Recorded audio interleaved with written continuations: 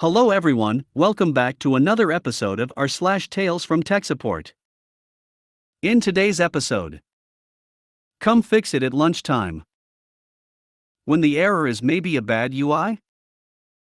Fine, take the scripts. Before we get started, make sure to subscribe so you will never miss a video. So let's get started. Come fix it at lunchtime. This may be just a general thing I've found throughout my 10-year life as a field tech, but does anyone else find that users seem to completely look past the fact that IT people get a lunch break too? Prompted from an ongoing call today with a user. User: hi, when can you sort my phone out? It's urgent. After diagnosing the issue, decide to replace the handset. Me: okay, when are you available for me to do this swap? User: error. Well, actually, I'm really busy today, can you do it tomorrow lunchtime? Me: okay, I normally lunch myself at 12, shall we say 12:30? User: 12 would be better for me as I have a lot of important calls to do at 12:30. Heavy sigh. Me: okay, I'll put a reminder in my calendar. Now I get it, we need to be flexible with our work. But come on man, we ain't filter feeding amoebas who can eat as we go. We're humans too. Oh. And to add to this, when you eventually get your lunch and you're clearly eating, users will walk in completely disregarding the fact you're on lunch and demand help immediately. Just wondered if this is a common thing? I'd never think about interrupting someone's break time, let alone demanding they shift their entire being to you in an instant. I tell them 830. My lunchtime isn't an open option. This is the correct answer. Lunch might not be an open option, but today cake is. Happy Cake Day. Stop accommodating users during your lunch. They will cry, but will eventually learn you are not available at that time. But then you risk being unloyal and not a team player. We have a simple policy at work for lunches, call center-ish office. Your lunch is an important unmissable meeting, you are blocked off for an hour and can't do *T except munch and snack. Midnight to the start of the day. Lunchtime. End of the day until midnight. All block booked is busy. Anything booked during this time shows as a clash and gets rejected. 12 would be better for me as I have a lot of important calls to do at 12:30. Okay, then, see you at 11. But I'm busy then also, God, can't you just come during lunchtime like I asked? If it is urgent, then you will make time for me to swap the handset over when I have the time today. Oh, but if it can wait until tomorrow lunchtime, then it is not actually that urgent, so I can schedule it in for a slot during the morning tomorrow. People always walk up to my desk when I am eating lunch and present me with a problem. My answer at that time is usually, not to be rude, but can you please submit a ticket so I can keep track of the issue? The best way to avoid this is to not eat your lunch at your desk. Let's be honest, you shouldn't be there during that time anyway. Get out and stretch and eat. Funny how the people who will happily interrupt your lunch are also the same who don't put support tickets in right. I've blocked out not only my lunchtime, but also my home time plus 2h in my calendar. Anyone who invites me to a MTG, unless they have asked nicely, gets declined. It's the only way, WFH, that I can ensure peace. Magic: The Gathering? Oh. And to add to this, when you eventually get your lunch and you're clearly eating, users will walk in completely disregarding the fact you're on lunch and demand help immediately. Depending on where you live, this can legally start your lunch break over from the beginning. Anywhere that requires lunch breaks to be uninterrupted. Make sure to cover your butt, obviously, consult a lawyer and all that. But if you live in one of those places and people keep interrupting your lunch again and again, that can just keep resetting your remaining lunch break back to a half hour or an hour, if that's the mandatory lunch break time.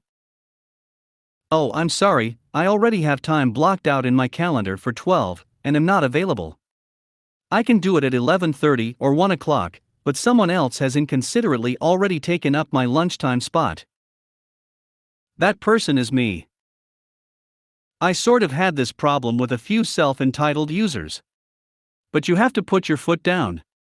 If he genuinely said he wants it during your lunch, well, sorry, but I'm not available then. He wants/needs your help, and the more you bend over for people, they take you for granted. That behavior stopped a long time ago at my workplace at the 2 locations I manage. End users need to learn. Either the nice way or the hard. When the error is maybe a bad UI?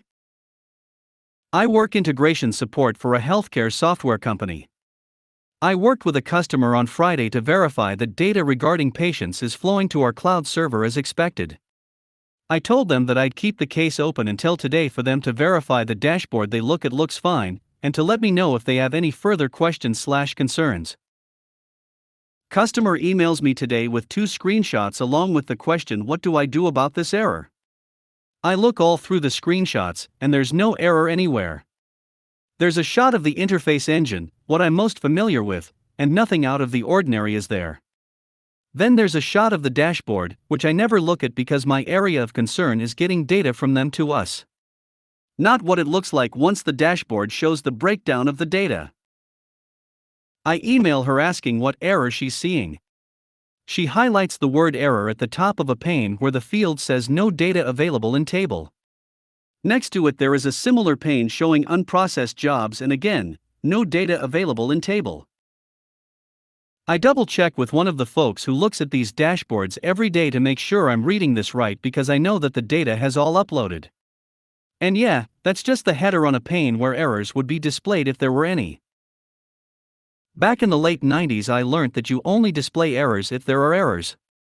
I was working at a location that ran a batch file to map drives on login to a Novell network. The screen would pause and display end results. Every single user was in the habit of hitting the spacebar as soon as they logged in. Multiple times I would be called to a problem with map drives. I would get them to log in, despite telling them not to. They would hit the spacebar to get rid of the results window. I eventually configured the login script to only stay on screen when there was an error. It took months for the users to become accustomed to only seeing the screen on error and actually reading what it said. Wait, you had users reading the screen before clearing it? I call BS. So the developer was so confident in their system they didn't consider the possibility of not having errors? When losers are involved, they are always errors. That's bad UI. At the very least it should say no errors in the error list. No data available in table sounds too much like an error. Tried to load list of errors, failed. UI design is one of the classic cases where intent is irrelevant. No one should care what the programmers thought they were trying to do, only about what the users understood. It makes UI design hard, but that's the whole job. Users should know only to look there when there is an actual error. At least she's reading what is on the screen instead of just exiting the software. Fine, take the scripts. Sharing a bit of nostalgia from some time back. A business bought a 1-month manpower contract from my boss.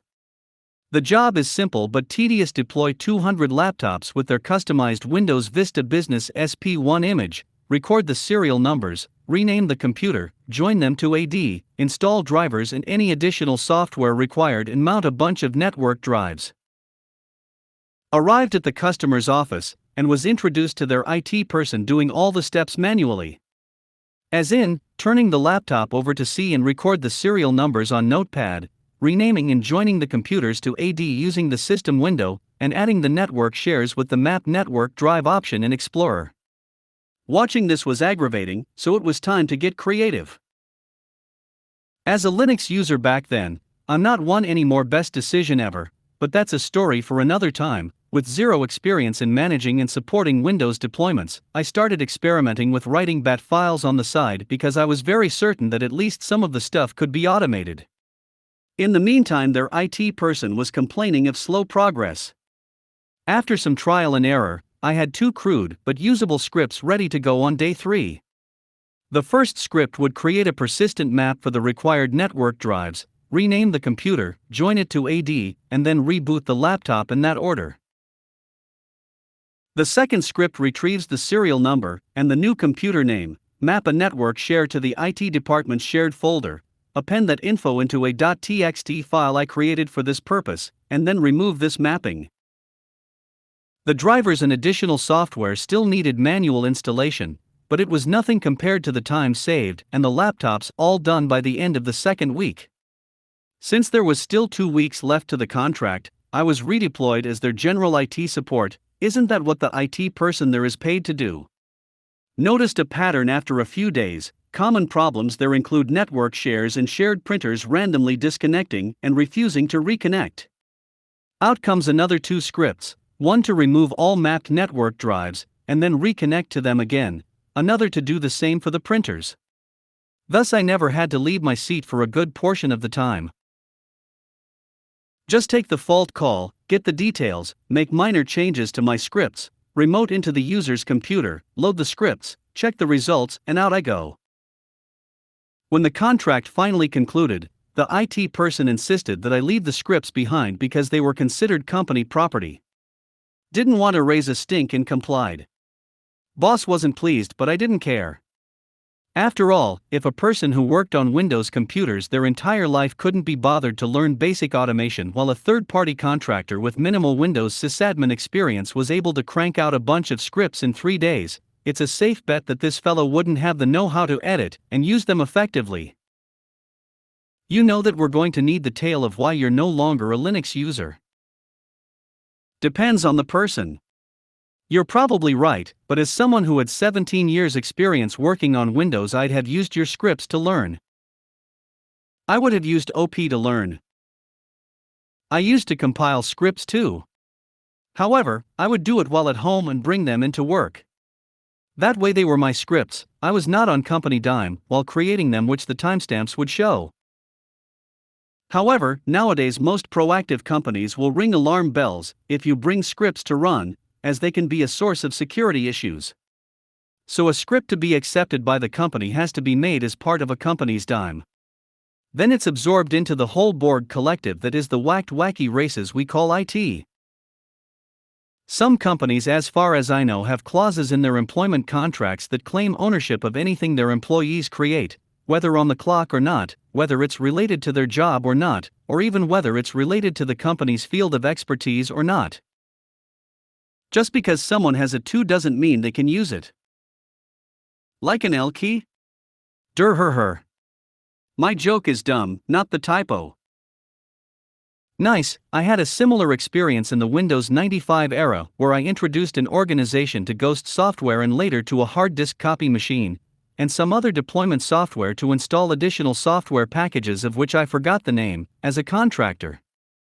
We deployed about 8,500 machines in 6 weeks' time, laptops and desktops. You know what, I don't think that the problem is that someone doesn't want to write the scripts, I think the problem is that they doesn't know that something like that is possible. Yes, I have worked with such people before. It's also possible the IT guy was justifying his employment by telling management that the manual approach was the only way to do it. Who else would want to do such a tedious job? Therefore, although it's pretty dull and time-intensive, they have a job for as long as the business has computers. There are people who believe that automating any part of their job will effectively script them into the unemployment line. I believe that scripts always need maintenance, therefore you can automate your job and still keep it. If you made it to the end of the video, thanks for watching. Don't forget to like, subscribe and share, and we will see you in the next video.